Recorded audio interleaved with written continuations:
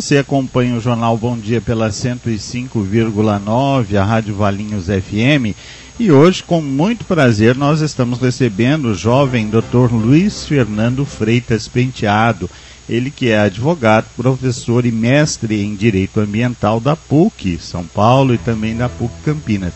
E nós vamos conversar um pouquinho com o Dr. Luiz Fernando sobre meio ambiente. Hoje o jornal Folha de São Paulo traz aqui uma chamada, né, de primeira página, e ele diz o seguinte: fracassa plano para tratar água do Rio Pinheiros, né?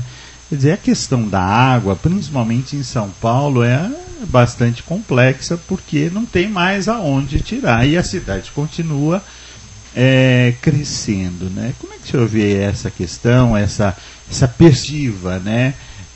Porque é um bem finito, né? Inclusive a nossa região aqui já é prejudicada, né? Porque o sistema Cantareira, São Paulo retira parte da nossa água. Como é que o senhor vê essa questão? Nossa, essa questão da água realmente é bem complexa. Hoje em dia tem-se a consciência de que tratar a água não é só tratar a água no rio que está poluído. Você tem que tratar todo esse trajeto, desde onde a água nasce, as questões das chuvas, esses ciclos. Afinal de contas, se você tem uma chuva enorme como essas que a gente tem visto, e que você não tem como o solo absorver parte dessa água, essa água sai embora, sai levando vários lixos, vai levando tudo que encontra para frente, vai direto para o rio. Isso causa as inundações e prejudicam que essa água faça todo esse ciclo de ser absorvida pela terra, que vá para os rios, leitos dos rios de uma forma um pouquinho mais tranquila, e que depois se transforme nas chuvas, e que isso traz a água mais pura para que a gente possa utilizar. Em Nova York, por exemplo, você tem uma visão diferenciada. Não vamos tratar só essa água que está poluída aqui no Rio Tietê. A gente vai tratar desde a nascente. Então tem uma preocupação de medidas públicas que vão até na nascente. A gente tem que cuidar desde onde a água nasce até onde a água vai morrer, por exemplo, entre aspas, né? Desde todo esse trajeto. Você tem um exemplo em extremo em Minas Gerais também, que o governo começou a pagar para aqueles proprietários rurais que têm essas nascentes. Se você tem 5 nascentes, você vai receber um dinheiro por cada nascente para proteger essa nascente. E o proprietário rural, ele tem essa intenção. Se você der uma forma dele proteger o meio ambiente, ele tem essa consciência. Porque ele lida muito próximo com a natureza. Então, se você der subsídios, falar, você vai ter uma quantidade por mês para proteger esse número de nascentes, você acaba fazendo uma proteção muito mais efetiva. Então o problema da água ele é muito grande, ele não vai ser resolvido de uma hora para outra. Essas medidas precisam ser implementadas conjuntamente, então eu vou cuidar da nascente e vou descontaminar ali na frente. Que existem formas de você cuidar do Rio Tietê e do Rio Pinheiros? Existem, né? Precisa também de uma vontade política maior para que isso seja efetivado.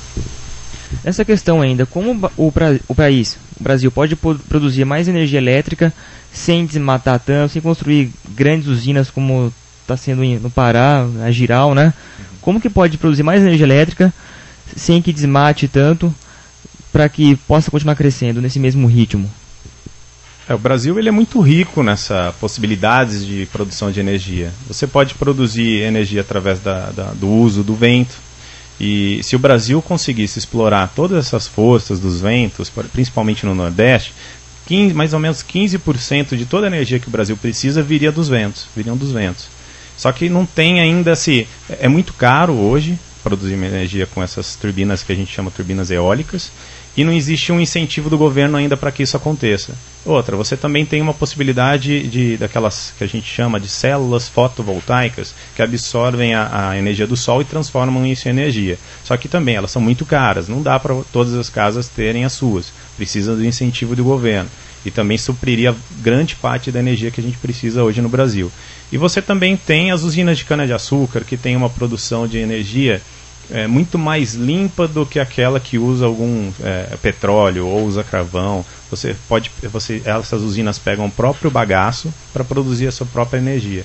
Tem como você incentivar que todas as usinas passem a utilizar dessa forma de energia, produzindo excedente, para que esse excedente também vá para a população e sirva para as empresas e a população. Ou seja, tem várias formas de você produzir energia hoje no Brasil sem precisar de uma Belo Monte, ou sem precisar de um estrago, exatamente, de um estrago maior no meio ambiente.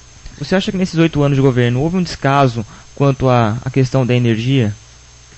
Acho que o descaso foi muito na infraestrutura, no geral, né?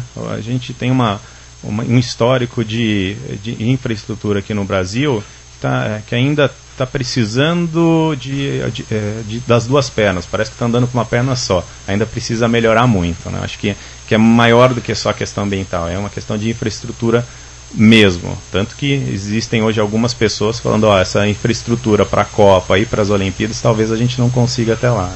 Tanto que no apagão em novembro, né, o país viu o quanto que sofre sem energia. Quanto que precisa, né?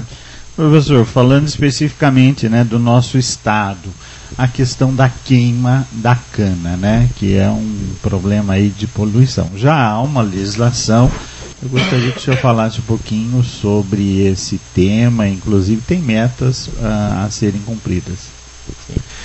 Aqui a Secretaria de Meio Ambiente do Estado de São Paulo ela é muito atuante, tanto que as regras ambientais que elas acabam passando aqui para o Estado acabam sendo replicadas para outros estados. Então os estados em volta a gente precisa de uma norma para queima de cana, vamos estudar o estado de São Paulo que já tem. A gente tem até uma política estadual de mudanças climáticas, que foi também iniciativa ali do pessoal da Secretaria de Meio Ambiente do Estado. Quando a gente pensa no setor sucroalcooleiro, principalmente o mercado já começou a selecionar esse etanol, esse açúcar.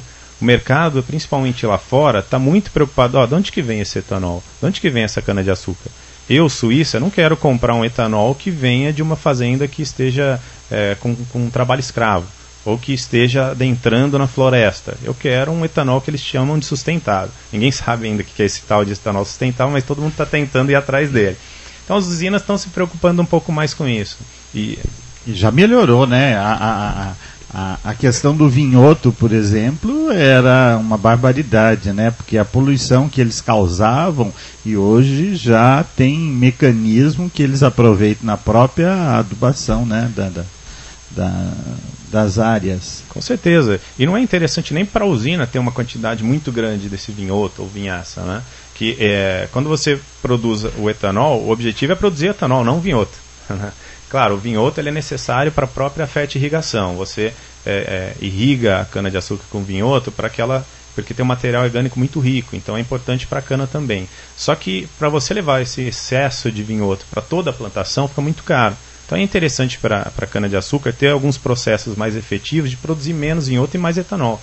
E essa busca está sendo feita, cada vez mais a gente vê aqui em Campinas, lá em Campinas mesmo tem também um centro que foi criado agora do governo para que a cana seja estudada. Então existe sim um movimento, principalmente desse setor do sucroalcooleiro, de melhorar a produção, de se preocupar com os problemas ambientais, que são grandes, né? A gente sabe que as usinas têm problema desde solo até de realmente respeitar a reserva legal que a gente diz, ou essas matas nas margens dos rios, mas eu acredito que está indo para um bom caminho.